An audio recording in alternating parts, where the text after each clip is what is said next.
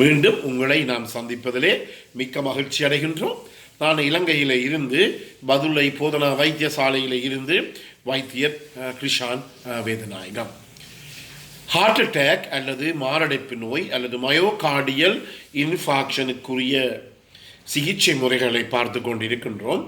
அடுத்ததாக மிக முக்கியமான ஒரு முறை என்னவென்றால், அதாவது இந்த மாரடைப்பு நோய் ஏற்பட்டவர்களை நான் கண்டிருக்கின்றேன்.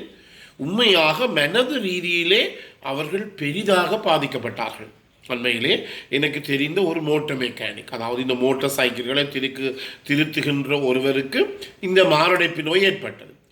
அதன் பிற்பாடு முந்தி, அதாவது இந்த நோய் ஏற்படுறதுக்கு முதல் மிகுந்த உற்சாகத்துடன் வேலை செய்து கொண்டிருப்பவர் இப்போது அவரை பார்த்தால் மிகவும் மெதுவாக நடந்து எனக்கு இயலாது அது இயலாது என்று சொல்லிக் கொண்டிருப்பதை நான் கண்டேன். இதனை நான் உணர்ந்தது என்னவென்றால், மனது ரீதியிலே இவர்கள் கூடுதலான அளவு பாதிக்கப்படுகிறார்கள். ஒன்று, எனக்கு ஏன் இப்படி வந்தது, நான் ஒருவருக்கும் தீமை செய்யவில்லை, கடவுளே ஏன் இப்படி ஒரு பெரிய வருத்தத்தை எனக்கு விட்டீர் என்ற ஒரு பிரச்சனை இருக்கின்றது.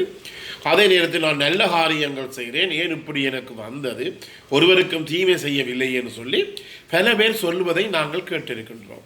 இது நல்ல காரியம் செய்கிறது, தீமையான காரியங்கள் செய்வது என்று ஒரு தொடர்பும் இல்லை. எங்களுக்கு வயசு செல்ல செல்ல செல்ல இந்த இருதயத்தில் இருக்கின்ற முடிவுறு நாடிகளில் ஏற்படுகின்ற அந்த மாற்றங்கள் காரணமாகத்தான் இந்த மாரடைப்பு நோய் எங்களுக்கு ஏற்படுகிறது.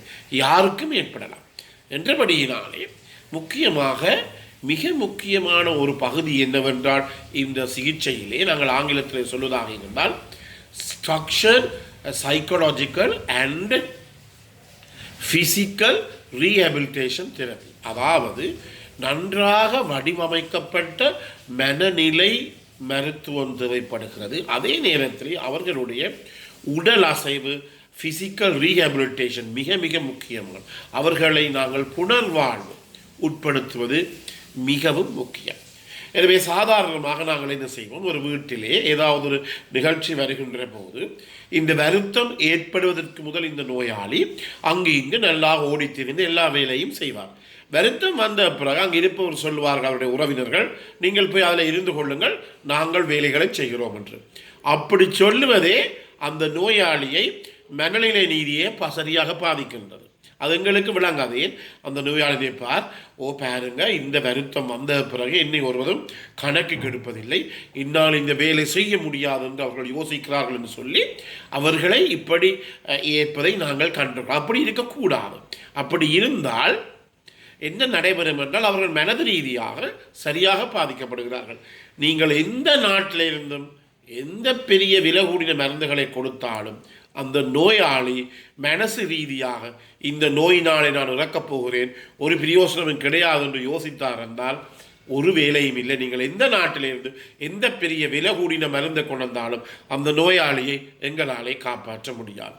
இதுதான் மிக முக்கியமான ஒரு பகுதி. ஆனால் இந்த பகுதியை நாங்கள் ஒழுங்காக, வைத்தியர்களும் நாங்களும் தான், வைத்தியசாலையில் வேலை செய்பவர்களும் தான் ஒழுங்காக செய்கிறோமா என்ற ஒரு பிரச்சனை எல்லா இடங்களிலும் இருக்கின்றது. எனவே ஸ்ட்ரக்சர்ட் சைக்காலஜிக்கல் தெரப்பி மிக மிக முக்கியமானது. சில நேரங்களில் அவர்களுக்கு உளவள துணை, கவுன்சிலிங் என்று சொல்லுவோம், உளவள துணை கூட இப்படிப்பட்ட நோயாளிகளுக்கு தேவைப்படலாம். அவர்கள் சரியாக பாதிக்கப்பட்டிருப்பார்கள்.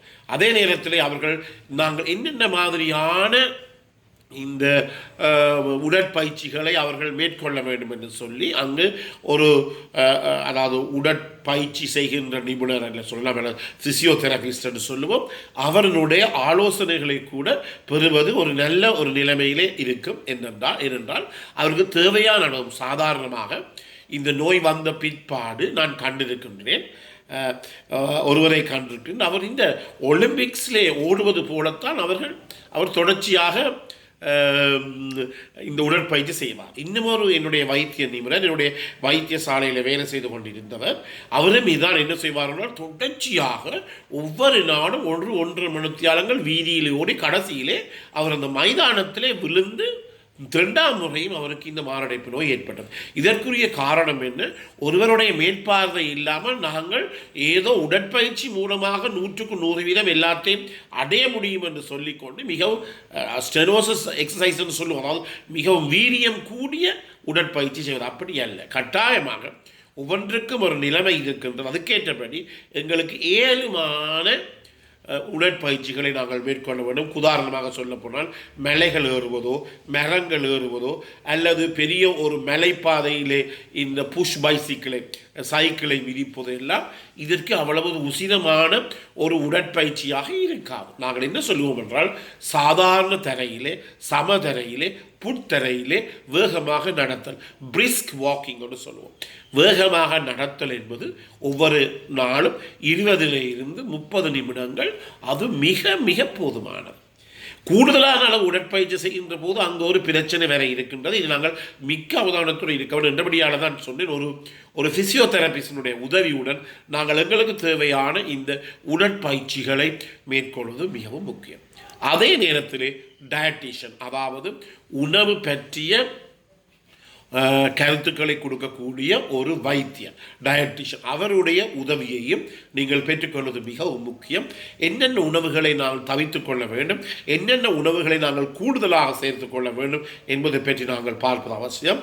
கூடுதலான அளவு இந்த கார்போஹைட்ரேட், கொழுப்புகள் சேர்ந்த உணவுகளை, மாச்சத்து கொழுப்புகள் உணவுகளை குறைத்து கொண்டு கூடுதலான அளவு நாங்கள் இந்த மரக்கறிகளை கூடுதலான அளவு உட்கொள்ளுகின்ற போது, மரக்கறிகள், இறைச்சி, அதே நேரத்தில் மீன், உங்களுக்கு இறைச்சி மீனிலே கூடுதலான அளவு புரதம் தான் இருக்கின்றது.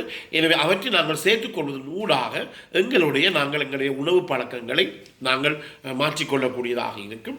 எனவே என்ன செய்ய வேண்டும், அதாவது இந்த நோய்க்கு முக்கியமாக நான் இந்த மனநிலை பற்றி சொன்னேன், அதை மீண்டும் மீண்டும் உங்களுக்கு சொல்ல விரும்புகிறேன். அதாவது நாங்கள் சந்தோஷமாக இருப்பது மிகவும் முக்கியம். அதாவது என்ன கவலை வந்தாலும் சந்தோஷமாக இருப்பது மிகவும் முக்கியம். கவலையானது எங்களுடைய இருதயத்துக்கு பாரதூரமான பாதிப்பை ஏற்படுத்தும். உங்களுக்கு தெரியும், இந்த கொரோனாக்கு பிற்பாடு இந்த மாரடைப்பு ஏற்படுற வீதம் கூடுதலாக இருக்குன்னு சொல்லப்படுகிறது. அதுக்கு பல காரணங்கள் சொல்லப்பட்டு, சில நேரங்களில் கொரோனா கிருமியாக கூட இருக்கலாம் என்று சொல்லப்பட்டது. அதனால் கூடுதலான இந்த பொருளாதார ரீதியிலே மக்கள் அதிகமாக இந்த கொரோனாவின் பிற்பாடு பாதிக்கப்படுகின்ற போது அவை கூட இந்த மாரடைப்பு ஏற்படுவதற்குரிய பிரச்சனைகளை கொடுத்ததை நாங்கள் காணக்கூடியதாக இருந்தது. எனவேதான் முக்கியமாக இந்த structured psychological and complete physical rehabilitation என்று சொல்லுவோம், அது மிக மிக முக்கியம். அதே நேரத்தில் தங்களுடைய சாதாரண தொழிலுக்கு அவர்கள் 1 மாதத்துக்கு பிறகு வாகனம் ஓட்டலாம், 2 மாதத்துக்கு பிற்பாடு அவர்கள் சாதாரணமான தொழிலை அவர்கள் செய்ய முடியும். அவர்கள் செய்து என்ன தொழிலையும் அவர்கள் செய்ய முடியும். அதே நேரத்தில் இந்த பாலியல் ரீதியான தொடர்புகளை 1 மாதத்திற்கு பிற்பாடு வைத்துக் கொள்வதிலே ஒரு விதமான பிரச்சனையும் கிடையாது. எனவே இந்த நிகழ்ச்சி உங்களுக்கு பிடித்திருந்தால் இதை கேட்காதவருக்கு அறிமுகப்படுத்துங்கள். இதை லைக் பண்ணலாம், ஷேர் பண்ணலாம். அதே நேரத்திலே இதை உங்களுக்கு சப்ஸ்கிரைப் கூட நீங்கள் பண்ணலாம். மேலதிக தேவையாக இருந்தால் 0094 777 35 62 45 மூலமாக தொடர்பு கொள்ளலாம். மீண்டும் உங்களை சந்திக்கும் வரை பிறந்திருக்கின்ற நாள், புதிய நாள் உங்கள் அனைவருக்கும் இனிய பொழுதாக அமைய அனைவருக்கும் பொதுவான இறைவனை வேண்டி விடைபெறுகின்றேன். நன்றி, வணக்கம்.